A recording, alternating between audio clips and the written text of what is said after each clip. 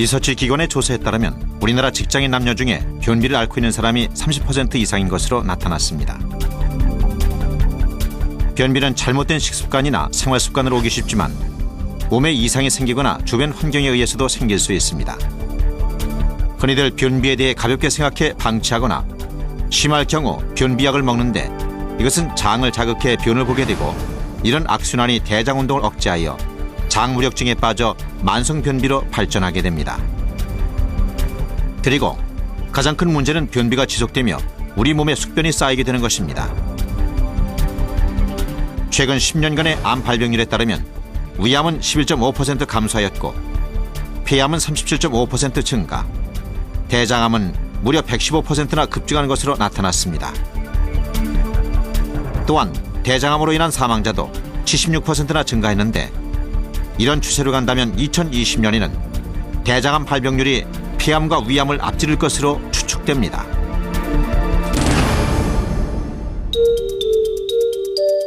서른여덟 살의 김영환 씨는 3년 전 취한 것 같아 병원을 찾았다가 대장암이 전이됐다는 사실을 알고 위, 비장, 소장, 대장까지 절제하는 대수술을 받아야 했습니다.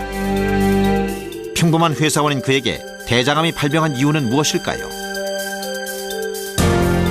전문가들의 연구에 따르면 대장암의 발생에 영향을 미치는 것은 환경인자의 비중이 크다고 합니다.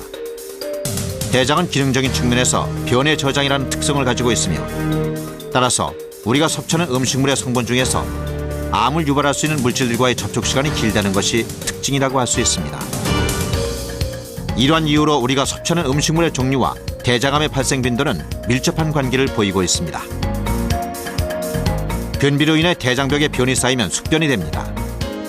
대장의 기능은 소화된 음식물로부터 수분 및 미량의 영양소를 흡수하는 것인데 대장이 숙변으로 뒤덮이게 되면 몸에서 흡수하는 것은 바로 독소입니다. 이렇게 되면 대장의 기능을 약화시키고 성인병, 변비, 비만, 간질환의 원인이 됩니다.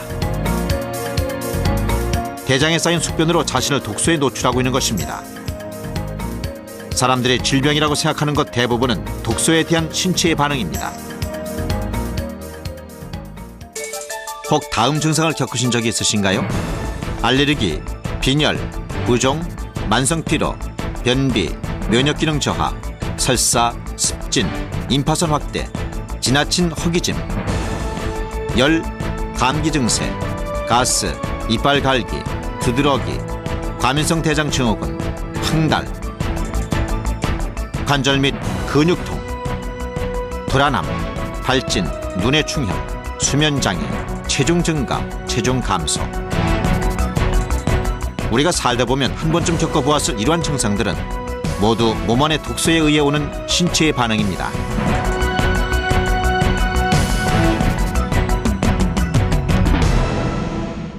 아스팔트 위에 떨어져 있는 휴지를 줍는 데는 큰 힘이 들지 않습니다. 그러나 젖어 있는 길에 붙어 있는 낙엽들을 치우는 데는 굉장히 힘이 들죠. 이럴 때 우리는 대개 대빗자루를 많이 사용합니다. 이 대빗자루에는 굵은 가지도 있고 가느다란 가지도 있습니다. 이 굵은 가지와 가느다란 가지가 서로 상호작용을 했을 때 길바닥에 붙어 있는 그런 낙엽들을 쉽게 치울 수 있습니다. 즉 가느다란 가지들이 낙엽을 살살 털어내면 굵은 가지들이 다시 그걸 치우게 됩니다. 이처럼 굵은 가지와 가느다란 가지가 서로 상호작용을 했을 때 충분한 청소 역할을 하듯이 우리의 창자도 똑같은 이치라고 볼 수 있습니다. 우리의 창자도 끈적거리는 여러 가지 물질 또는 노폐물 이런 것들이 덕지덕지 달라붙어 있을 수 있습니다. 이런 것들을 치우는 데는 대빗자루 역할을 하는 섬유질이 굉장히 필요합니다. 이 섬유질에는 두 종류가 있습니다. 물에 잘 녹는 섬유질 그리고 잘 녹지 않는 섬유질. 이 두 가지의 작용이 서로 아주 이상적인 배합이 되었을 때 큰 역할을 할 수 있는 것입니다. 이 물에 잘 녹는 섬유질은 물에 풀어져서 여러 가지 중금속이나 또 지방의 흡수를 막아준다거나 콜레스테롤을 흡수를 못하게 한다거나 또 혈당이 올라가는 것을 막아주는 이런 일을 하게 됩니다. 그리고 물에 녹지 않는 섬유질은 대장에 가서 이와 같은 노폐물들을 쉽게 배출할 수 있도록 도와줍니다. 이처럼 물에 잘 녹는 섬유질과 물에 잘 녹지 않는 섬유질이 아주 이상적인 배합을 이루었을 때 정말 큰 장 청소를 할 수 있는 그런 계기가 됩니다. 시중에 나와 있는 많은 제품들이 어떤 한 가지의 성분만을 강조한 것들이 많습니다. 여러분들 많이 마시는 식이섬유 음료 같은 걸 예를 들 수 있는데 물론 효과가 없는 것은 아닙니다. 그렇지만 그것만 가지고는 충분한 효과를 볼 수 없다는 데 문제가 있는 것입니다. 이 물에 잘 녹는 섬유질과 잘 녹지 않는 섬유질이 이상적인 배합이 되었을 때 마치 굵은 가지와 가느다란 가지가 이상적으로 협동을 하는 대비자루처럼 우리 장을 쉽게 청소를 해줄 수 있는 것입니다. WHO에서는 이와 같은 섬유질 음식을 충분히 섭취했을 경우에 대장암을 40% 정도 예방할 수 있다는 보고를 내놨습니다.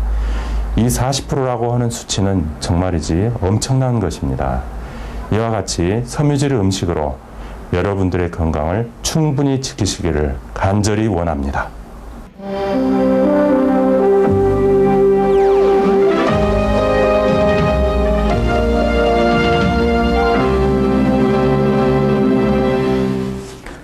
거의 사라진 것으로 인식돼 온 기생충 감염이 다시 늘고 있습니다. 민물고기를 날로 먹는 것이 주 원인으로 꼽히고 있습니다. 조성훈 기자입니다.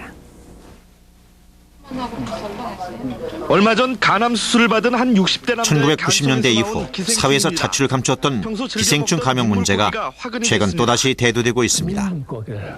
서울대 최종일 교수 연구팀이 발표한 자료에 의하면 1997년 국민의 2.4%가 기생충에 감염됐던 것이 2004년에는 무려 8.1%에 이르고 있다고 합니다. 지난 97년에 비해 4배 가까이 늘었습니다. 그렇다면 이러한 기생충은 어떻게 우리의 몸에 들어오게 됐을까요? 기생충은 사람과 애완동물들의 몸에 얹혀 사는 미생물입니다. 물론 애완동물에게도 구충제를 먹이고 사람들도 구충약을 복용하지만 문제는 이러한 기생충들이 30%는 눈으로 볼 수 있으나 70%는 눈으로 식별할 수 없고 무려 100여 종류의 미생물들이 우리의 몸에 얹혀 살고 있다는 것입니다. 자기 자신은 아무리 좋은 약을 복용해도 다른 사람 또는 애완동물과의 접촉에 의해 기생충이 전염될 수 있으며 우리가 먹고 마시는 과일, 채소, 물, 공기로 인해 전염될 수도 있습니다.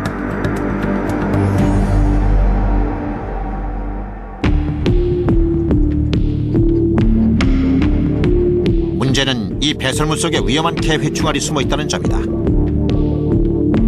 개회충은 개의 소장에 기생을 한다.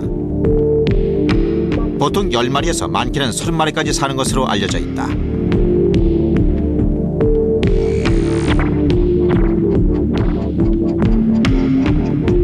제작진은 병으로 죽은 개의 몸속에서 실제로 개회충을 확인해보기로 했다. 개회충이 있었다. 모두 20마리였다. 개회충은 암수컷이 구분된다. 암컷이 18cm, 수컷이 10cm 정도 자라서 성충이 되면 알을 낳게 된다. 암컷이 하루에 만들어내는 알의 개수는 20만 개에 이른다.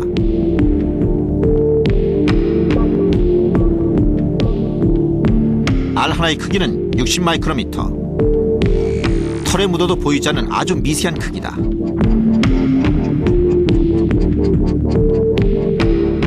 충나는 배설물을 통해 밖으로 나온다.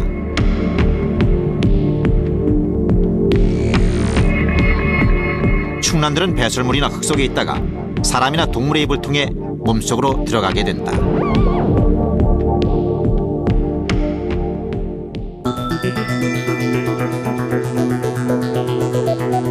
개회충알이 사람 몸속에 들어가면 어떻게 될까? 먼저 실험용쥐에 충난을 투여해보기로 했다.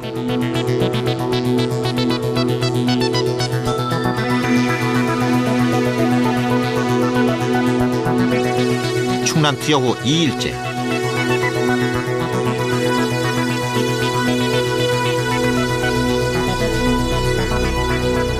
쥐 한 마리에서 변화가 나타난다. 움직임이 눈에 띄게 둔해지고 제대로 먹지 못한다.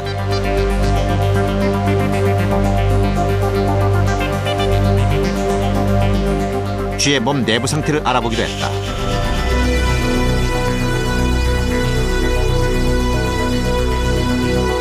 폐에 출혈이 있었다. 기생충이 뚫고 지나갔기 때문이다.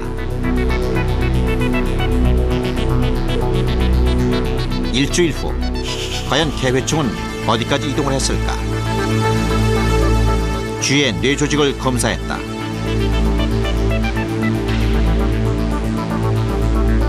개회충은 뇌까지 침투해 있다.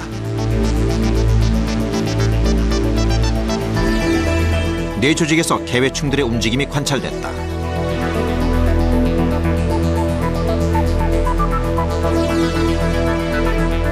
사람의 경우 입을 통해 들어간 회충란은 위에서 알을 깨고 나온다.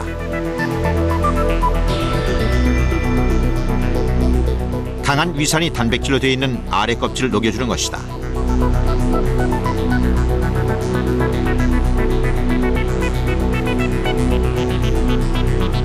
어린 개회충은 림프액이나 혈액을 타고 움직인다.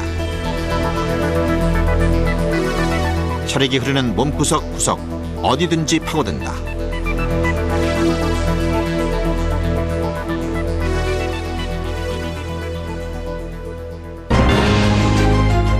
기생충은 빠르게 번식하며 인체에 해로운 독극물을 분출해 알레르기를 일으킬 수 있습니다.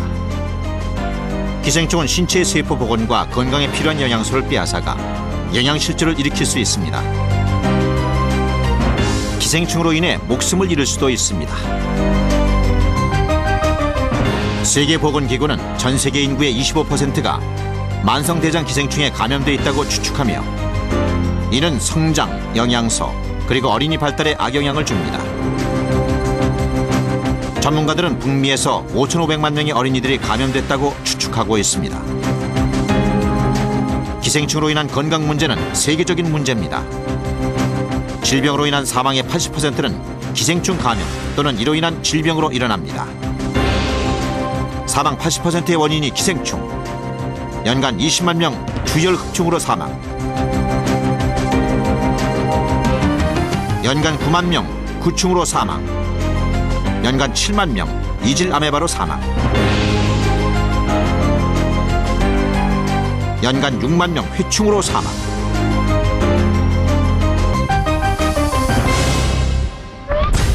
이러한 기생충은 동물의 몸속에 서식하며 육류 제품에서 쉽게 발견됩니다. 하지만 채식주의자도 노출되어 있는 건 마찬가지입니다. 우리가 대부분 익히지 않고 먹는 야채와 과일 속에도 눈으로는 전혀 판별할 수 없는 수많은 기생충들이 서식하고 있습니다. 미 의사협회는 이런 발표를 했습니다.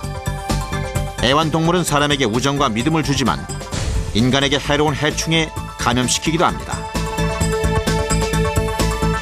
크리프토스포리지움은 흔히 크리프라고 부르는데 이는 위장과 장에 매우 해로운 병균입니다. 미국 미러키주에서 40만 명 크립토 감염.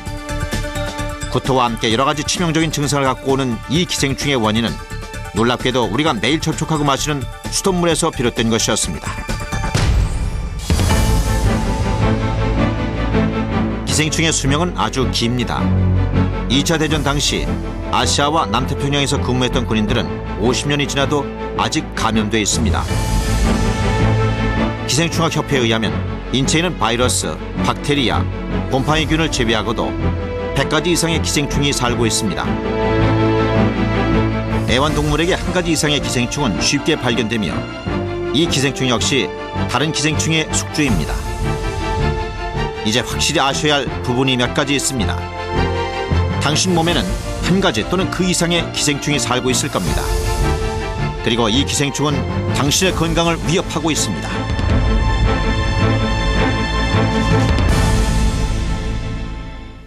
기생충협회에 의하면 우리 인체는 바이러스, 박테리아, 곰팡이균을 제하고도 100가지 이상의 기생충이 살고 있는 것으로 보고가 되어 있는데 이것 또한 상당히 놀라운 사실입니다.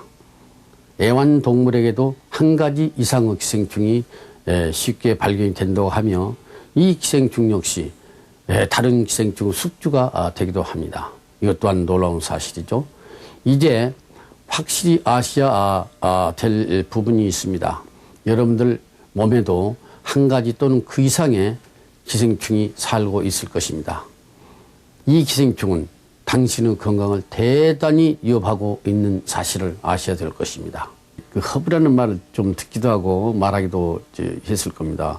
이 허브는 약의 개념이 함축된 영양 공급과 건강 증진을 위한 식품으로서 비타민과 미네랄이 풍부하고 각종 양리 성분이 함유되어 있어서 곡물류나 채소, 과일류와는 다른 기능을 가지고 있는 것입니다. 또한 소화, 수렴, 이뇨, 살균, 항균 작용 등이 있어서 식이요법을 겸하는 경우가 많으며 요리에서도 스파이스의 기능이 강조되기도 합니다. 구충 그러면 허브 이렇게 말들 하죠. 역시 그 구충 작용이 있는 것으로 알려져 있는 허브는 흑, 호두나무 껍질, 호박씨, 후추, 타임 등의 허브하고 그다음에 자양강장 효과가 있는 마늘, 정향, 세이지, 박하, 카모마일, 페렐 등이 소화기의 건강에 굉장히 도움이 되는 것입니다. 따라서 이 허브야말로 여러분들의 건강을 지켜주는 파수꾼이 될 것으로 생각합니다.